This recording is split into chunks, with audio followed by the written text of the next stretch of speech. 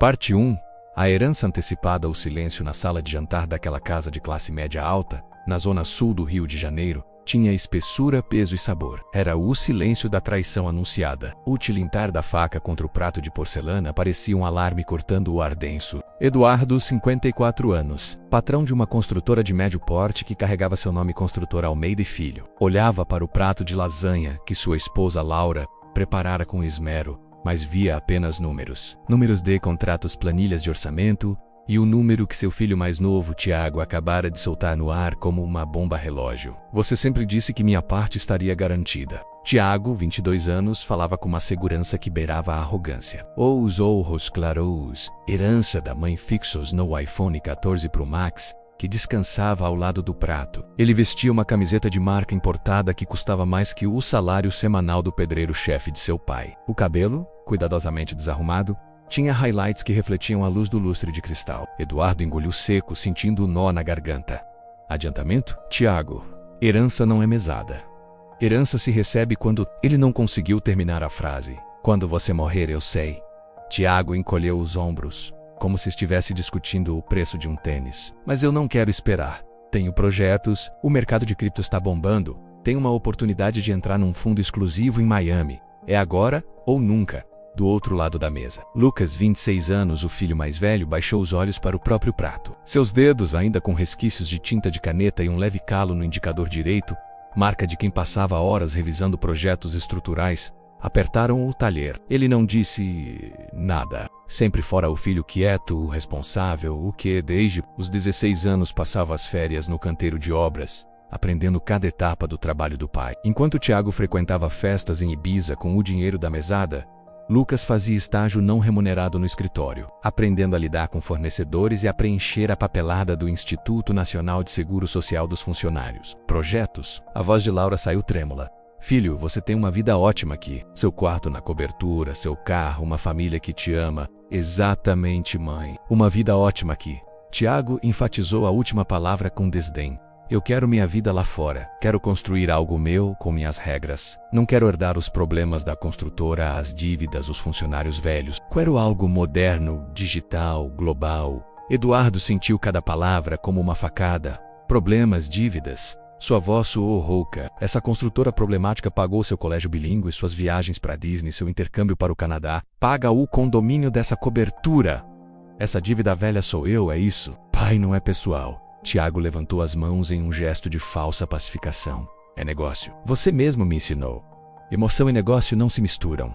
Estou sendo profissional. Quero minha parte do patrimônio líquido, calculada de forma justa, é claro, e vou multiplicá-la. Daqui a alguns anos volto e investo na empresa, quem sabe até a compro de você. O silêncio que se seguiu foi ensurdecedor. Lucas levantou o olhar e viu o rosto do pai. Eduardo Almeida, um homem que ergueu o império do zero, que enfrentou greves, inflação, políticos corruptos e a fúria do mercado. Parecia diminuído diante do filho.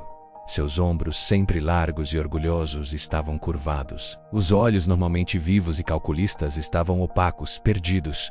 Quanto? A pergunta de Eduardo saiu em um sussurro. Tiago sorriu, um sorriso vitorioso que não alcançou os olhos. Abriu um aplicativo no celular. Fiz um cálculo conservador. Considerando a avaliação do imóvel, sua participação na empresa e os investimentos, seria algo em torno de R$3.200.000. Laura soltou um soluço abafado. Lucas sentiu o estômago embrulhar. Era quase um terço de tudo que seu pai havia construído em 30 anos de trabalho. 3 milhões. Eduardo repetiu, como se tentasse entender o peso daquela soma. E o que você deixa para mim? Para sua mãe, para seu irmão? Deixo a empresa, os imóveis, os clientes, o legado. Tiago disse a palavra como se fosse um fardo. E quando eu fizer meu dinheiro render, eu volto e ajudo. Pode confiar. Eduardo olhou para Lucas, buscando algo menos apoio, revolta, qualquer coisa. Lucas apenas manteve o olhar neutro, mas por dentro, uma fúria fria se alastrava. Enquanto ele trabalhava duro, seu irmão planejava saquear a família e fugir com o butim. Preciso pensar, Eduardo disse, finalmente, a voz irreconhecivelmente cansada. Não temos muito tempo, pai. A oportunidade fecha semana que vem. Naquela noite, Eduardo não dormiu. Sentou-se na poltrona do home office. no escuro, olhando para as fotos na parede. Uma delas, em preto e branco, mostrava ele e Tiago, então com uns 10 anos, no lançamento do primeiro grande empreendimento da construtora. Tiago, pequeno, segurava uma pá de brinquedo, sorrindo para a câmera com a inocência que agora parecia uma piada cruel. Ele tinha orgulho de ter dado uma vida confortável aos filhos, de nunca ter deixado faltar nada. Mas ao fazer isso, criara um monstro de ambição e ingratidão em seu próprio sangue. Onde ele havia errado foi por trabalhar demais, por dar coisas demais, por não impor limites. Laura entrou no escritório envolta em um roupão.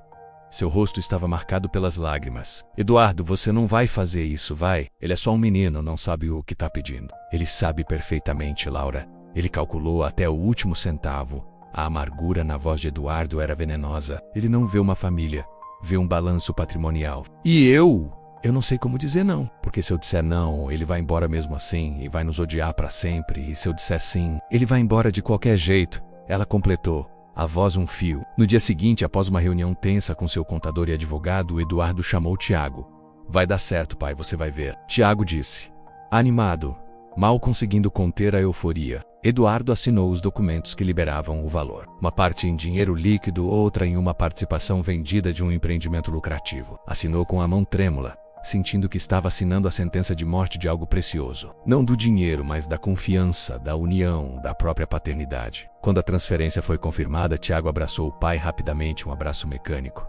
Vou te mandar notícias. E não se preocupa com a mamãe e o Lucas, e o ligo sempre. Ele partiu no mesmo dia. Suas malas de designer já estavam prontas há semanas. O carro esportivo que o pai dera de aniversário foi vendido para a Capital do Giro. Ele pegou um Uber para o aeroporto. Eduardo, Laura e Lucas ficaram parados na porta do prédio, vendo o carro desaparecer na curva. Laura chorou silenciosamente. Lucas colocou um braço em volta dos ombros da mãe, mas seu olhar era de pedra, fixo no vazio onde o carro sumira. Eduardo voltou para dentro, subiu até o home office e fechou a porta. Só então, sozinho, o homem forte, o provedor, o chefe, deixou que as lágrimas caíssem. Elas lavaram o rosto enrugado pelo sol e pela preocupação, mas não lavaram a dor. Era uma dor profunda, visceral, a dor de um enxerto rejeitado. Seu filho preferira o ouro ao toque do pai. Preferira o mundo à própria casa. Nos dias seguintes, Eduardo entrou em um estado de letargia.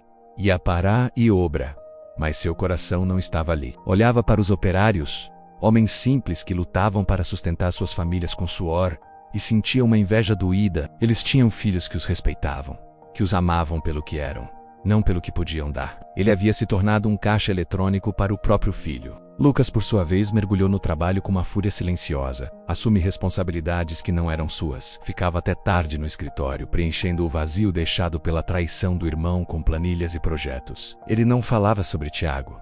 Quando a mãe mencionava o nome, ele mudava de assunto. Era como se o irmão tivesse morrido. Tiago, do outro lado do mundo, inundava as redes sociais com fotos na primeira classe do avião para Miami, em frente a iates luxuosos, em festas com garrafas de champanhe que custavam uma fortuna, em cada legenda, hashtag vivendo a vida, abençoado, gratidão. Eduardo olhava para aquelas fotos no celular no escuro do quarto, com um coração apertado.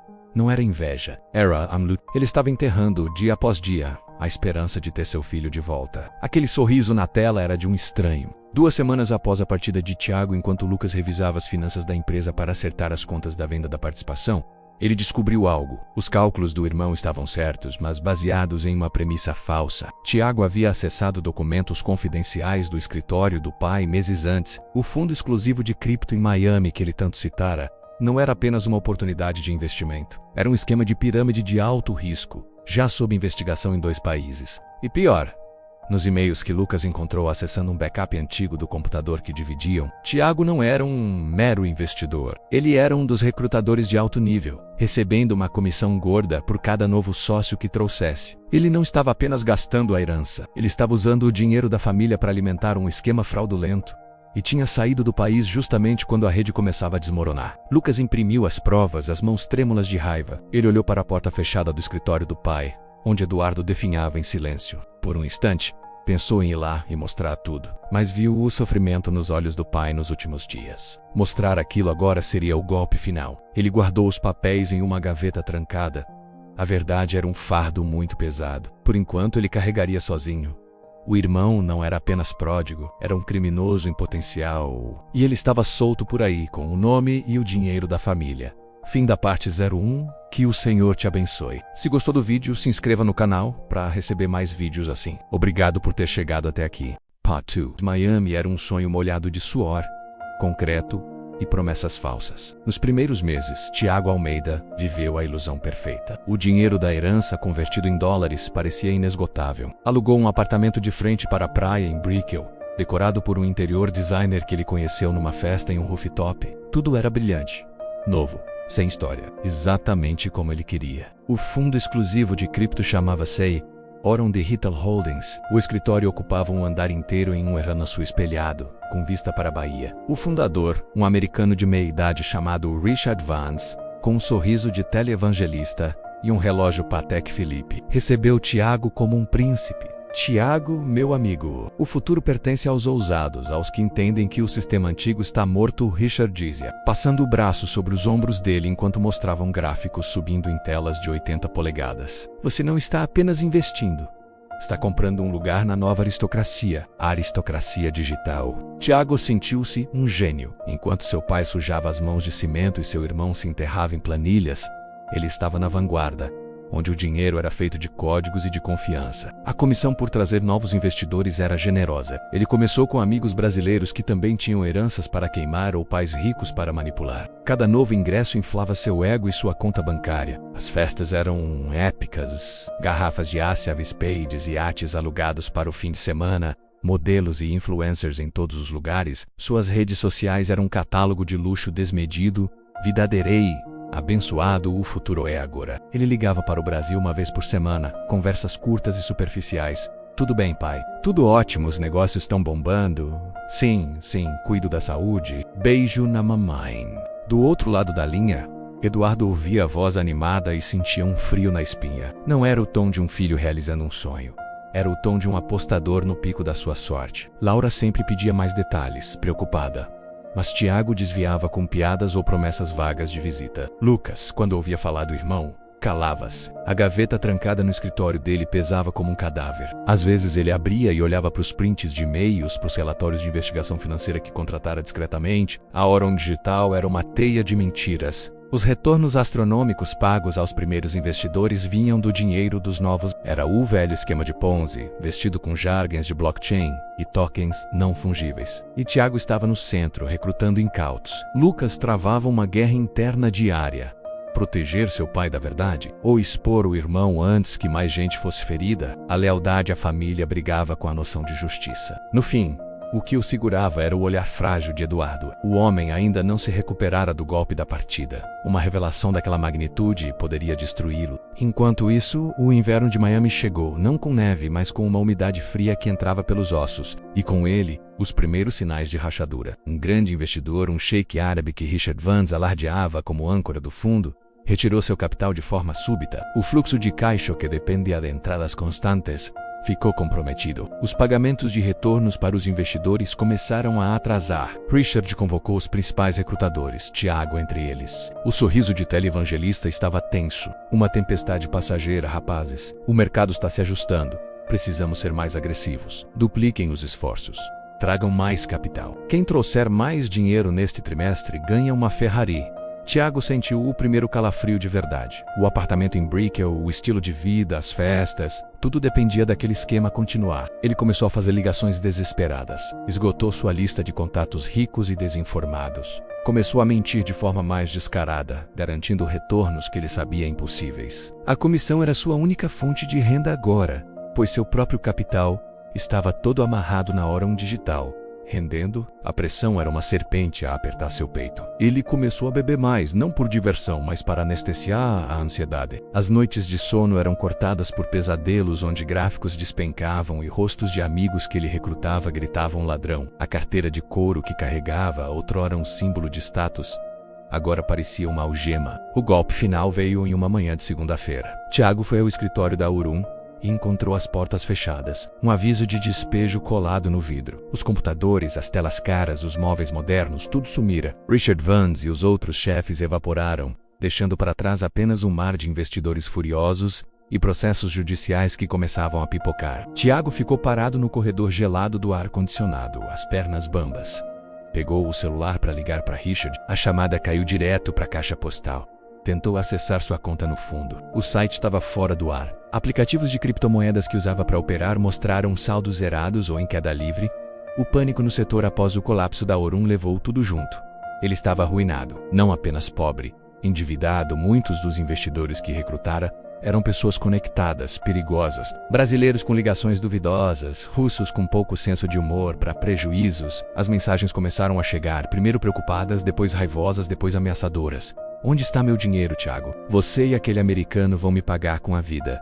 Sabemos onde você mora. O apartamento em Brickell foi a primeira coisa aí. O contrato de locação foi rescindido. E ele foi expulso com o que conseguiu carregar em 2 malas. As roupas de grife foram vendidas a preço de banana em sites de usados. O dinheiro sumiu como água na areia, pagando uma diária em um motel barato e depois em um albergue imundo no centro de Miami, dividindo o quarto com imigrantes e desvalidos. O orgulho. Aquele que o fizera exigir a herança como um direito, que o fizera olhar com desdém para a vida pacata do pai, começou a morrer. Morria a cada refeição de hambúrguer gorduroso de $1.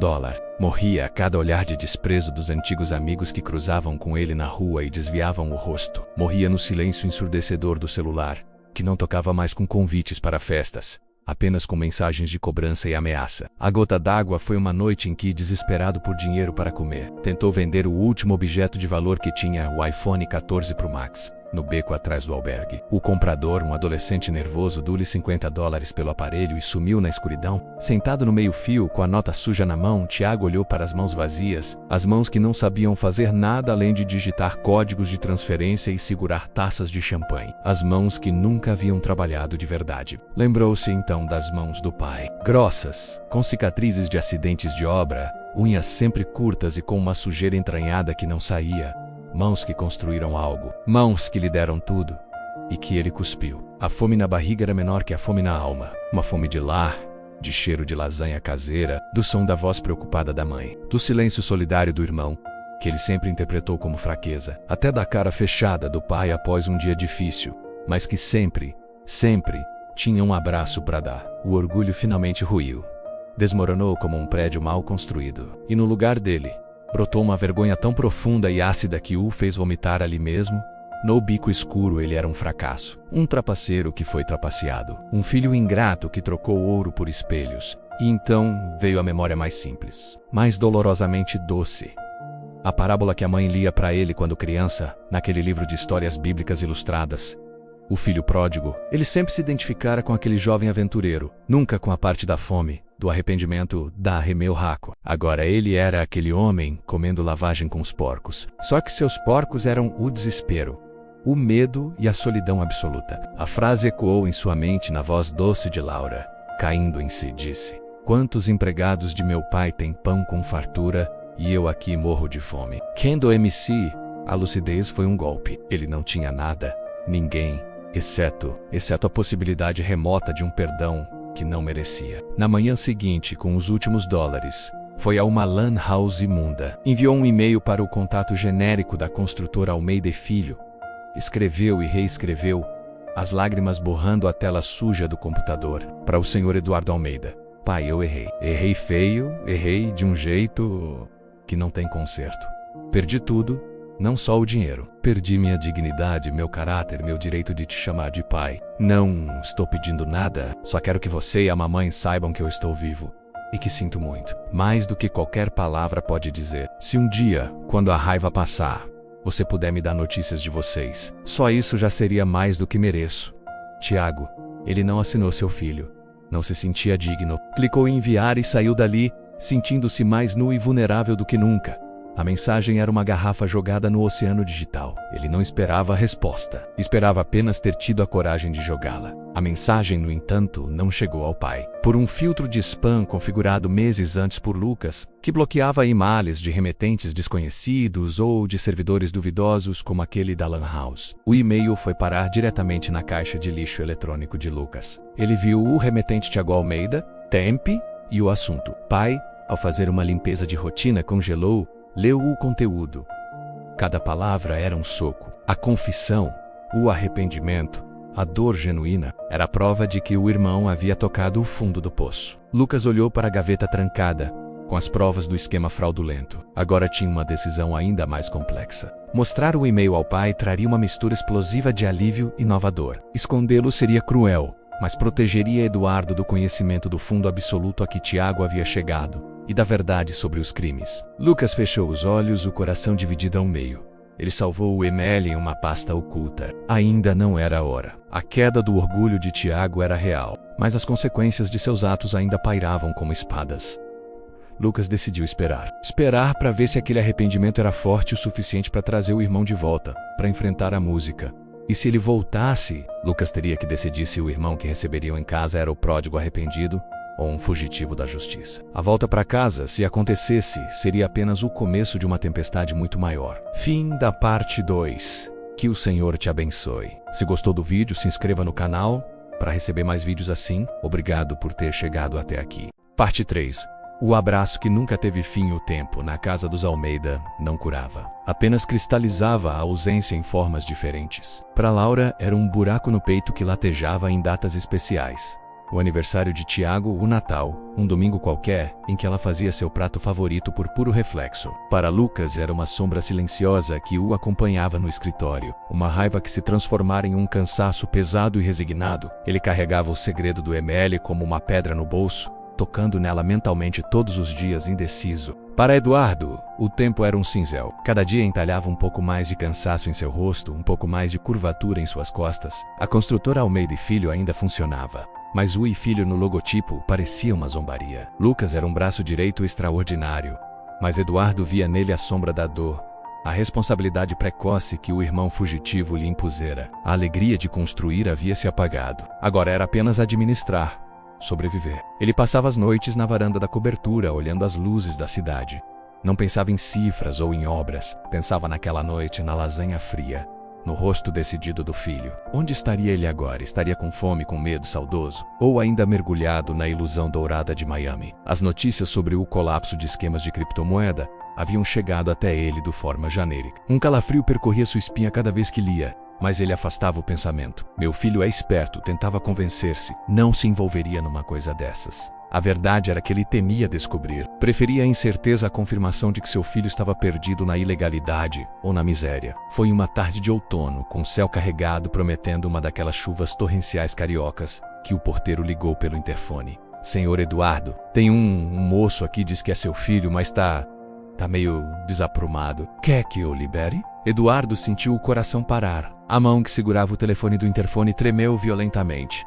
Como? Como é o nome dele? Ele diz que é o Tiago, senhor.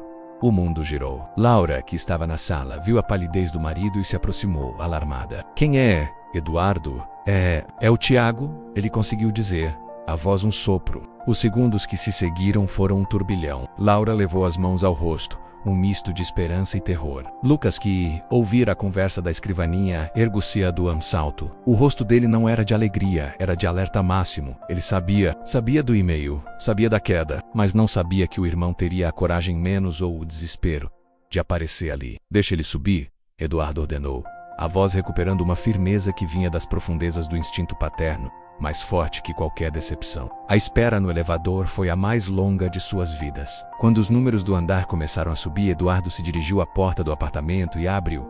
Ficou ali, na moldura, esperando. O elevador pingou.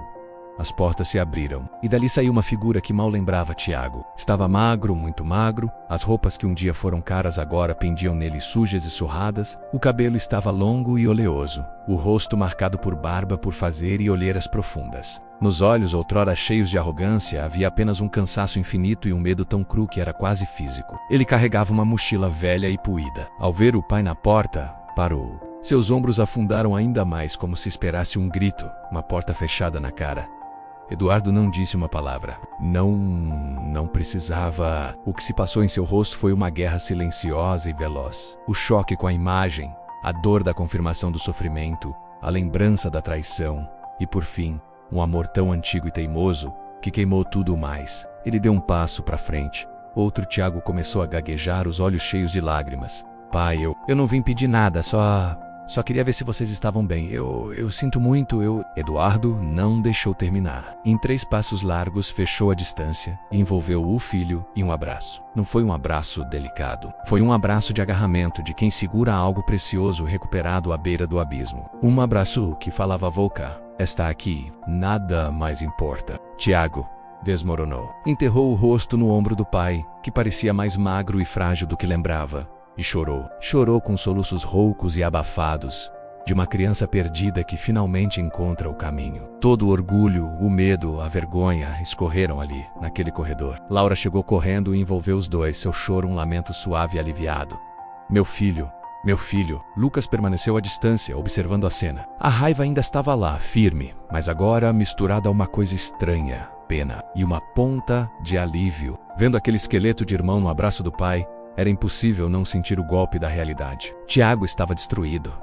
Eduardo conduziu o filho para dentro, como se ele fosse de vidro. Vem. A noite que se seguiu foi de silêncios eloquentes e cuidados básicos. Laura correu para preparar um banho quente. Eduardo deu a Tiago um pijama velho que ficou enorme nele. Não fizeram muitas perguntas, apenas o cercaram de cuidados tangíveis. Comida, roupa limpa, uma cama. Tiago tentou falar, explicar, mas Eduardo o interrompeu suavemente. Amanhã a gente conversa. Hoje, só descansa. Você está em casa. A palavra casa ecoou na alma de Tiago com uma doçura que doía. No quarto que fora seu, agora intacto como um museu, ele dormiu por 12 horas seguidas. Um sono pesado e sem pesadelos pela primeira vez em meses. Era o sono do náufrago que toca a areia firme. No dia seguinte, após um café da manhã silencioso onde Tiago mal conseguia comer, Eduardo pediu para falar com ele no escritório. Tiago entrou, sentindo-se um réu indo a julgamento. Em vez de ir para a cadeira atrás da mesa, Eduardo se sentou na poltrona ao lado dele. Conta, disse simplesmente. E Tiago contou. Tudo, a arrogância inicial, o fascínio pelo esquema, as mentiras, o dinheiro fácil, o colapso, a fuga, a miséria, a fome, o medo. A única coisa que omitiu foram as ameaças de morte dos investidores trapaceados. Não queria assustar a Zenda Mase. Quando falou do e-mail que o enviara, Eduardo olhou surpreso. Nunca recebi nenhum e-mail, filho. Tiago entendeu então que sua garrafa no oceano jamais fora encontrada. Seu retorno foi por instinto, não uma resposta. Isso tornava o abraço do pai ainda mais milagroso. Enquanto isso, Lucas assistia a conversa pela porta entreaberta. Ouviu a confissão completa. Viu a dor genuína no rosto do irmão. E então, tomou sua decisão. Entrou no escritório. Tiago se encolheu, esperando a fúria e a acusação. Lucas não olhou para ele. Olhou para o pai. E abriu a gaveta trancada. Colocou em cima da mesa primeiro o e-mail impresso da Lan House. Eduardo leu, seus olhos umedecendo novamente. Depois Lucas colocou a pilha de documentos sobre a Aurum Digital, os relatórios de investigação, os e-mails internos que mostravam Tiago como recrutador. Eu sabia de tudo isso, pai. Desde o começo. Guardei para não te machucar mais. O silêncio foi absoluto. Tiago olhou para os papéis, o rosto pálido de terror. Era a prova material de sua ruína moral. Ele esperava que o chão engolisse ali mesmo. Eduardo olhou para os documentos, depois para Lucas, depois para Tiago. A dor em seus olhos era profunda, mas não era surpresa. Era a confirmação de um temor antigo. Por que você não me mostrou? Perguntou a Lucas, sua voz grave. Porque eu vi o que a partida dele fez com você. E porque Lucas finalmente olhou para Tiago. Porque eu esperava que ele chegasse a essa conclusão sozinho. Que tocasse o fundo e que tivesse a coragem de voltar. Ele teve. Eduardo respirou fundo. A sala estava cheia das verdades mais dolorosas. Ele então fez algo que nenhum dos filhos esperava. Empurrou a pilha de documentos para o lado. Isso aqui, ele disse apontando para os papéis, são consequências. Problemas. Nós vamos lidar com eles. Advogados, acordos, o que for preciso. Você vai enfrentar o que fez, Tiago. Vai ter que trabalhar o resto da vida para tentar reparar. Nem que seja um pouco... Tiago assentiu, incapaz de falar. Mas isso aqui, Eduardo continuou colocando a mão sobre o coração. É o meu filho e meu filho voltou para casa. Arrasado sim. Arrependido pelo que eu vejo. E é por isso que hoje é um dia de festa nesta casa. Naquela noite, Eduardo fez uma celebração íntima. Mandou Laura preparar o melhor jantar. Não era um perdão barato. Era um ritual de reintegração. Durante a janta, Lucas permanecia frio e distante. A dor dele era outra. A do filho que ficou. O leal. O esquecido. Mais tarde, Eduardo foi até o quarto de Lucas. Encontrou-o na varanda, olhando a cidade, os punhos cerrados. Lucas não se virou. Ele te destruiu, pai. E você o recebe com banquete. Lucas, olha pra mim. Ele se virou. Nos olhos do pai, viu não a fraqueza que sempre imaginara, mas uma força serena e antiga. Você acha que estou celebrando o que ele fez? Estou celebrando o que ele parou de fazer. Estou celebrando que o meu filho, que estava morto pra mim, tá vivo de novo. A parábola não é sobre o dinheiro perdido, Lucas. É sobre a alegria de encontrar o que estava perdido. E eu? A pergunta saiu cheia de amargura acumulada. Eu nunca me perdi. Trabalhei, fiquei, lutei, e ele recebe um abraço e um banquete. Eduardo colocou as mãos nos ombros do filho. Meu filho, você está comigo sempre. Tudo o que é meu é seu. Você é a rocha desta família. Sem você eu teria desmoronado. Você não é o filho que ficou por obrigação. Você é o filho que escolheu ficar. Que escolheu a aliança, a lealdade, o amor no dia a dia. Essa é a sua herança. Uma herança que ninguém pode gastar, ninguém pode roubar. Lucas sentiu as palavras penetrarem como um bálsamo em uma ferida antiga. Mas a alegria de hoje, Eduardo continuou, os olhos brilhando, é a alegria do resgate. É ver a centelha da consciência acender no seu irmão. É dar a ele a chance que você, por ser quem é, nunca precisou. O perdão não apaga o erro, apenas impede que o erro tenha a última palavra. E hoje, a última palavra é família. É você, é ele, sou eu, é sua mãe, juntos, de novo. Lucas olhou para o rosto do pai, marcado pela dor, mas iluminado por uma paz que não via há anos. Então olhou pela porta entreaberta do quarto de Tiago, onde via o irmão, já dormindo, um rosto finalmente em paz. A raiva não se dissipou totalmente, mas abriu espaço para algo maior, a compreensão. Ele não era menos amado. Era, de fato, a âncora. E uma âncora não sente inveja do navio que foi resgatado da tempestade. Sente alívio por vê-lo seguro no porto. No dia seguinte, Lucas foi até a cozinha, onde Tiago, de pijama, ajudava timidamente Laura a lavar a louça. Lucas parou na entrada. Tem um lugar para você na obra, disse, sua voz ainda áspera, mas sem hostilidade. Começa de baixo carregando o material. O salário é mínimo. E você vai pagar um acordo com cada pessoa que prejudicou com aquele esquema, mesmo que leve a vida toda. Tiago parou, as lágrimas voltando aos olhos. Não eram de autopiedade. Eram de gratidão. Era uma sentença. Era uma chance. Era um caminho... Obrigado, Lucas. Lucas apenas acenou com a cabeça. Foi o suficiente. Eduardo, observando da sala, sentiu o nó final em seu peito se desfazer. Seu filho mais velho estava começando a entender. E seu filho mais novo estava começando a reconstruir. A casa, enfim, estava inteira, não perfeita. Marcada por cicatrizes profundas, mas inteira. E naquela manhã, com o sol entrando pela janela da cozinha, iluminando os 3 homens de sua vida, o pilastro, o retornado, e ele, o pai que envelhecera anos em meses, mas que nunca deixara de amar, Eduardo Almeida sentiu uma felicidade tranquila e profunda. A felicidade de quem não perdeu nada no fim das contas. Apenas reconheceu, no retorno do filho pródigo, o valor imensurável do filho que sempre estivera ao seu lado. E soube que dali para frente a construção seria feita por 3, com alicerces muito mais sólidos os da verdade, da graça e do perdão que, mesmo tardio, tinha o poder de fazer renascer não apenas um filho, mas uma família inteira. Fim. Que o Senhor te abençoe. Se gostou do vídeo, se inscreva no canal para receber mais vídeos assim. Obrigado por ter chegado até aqui.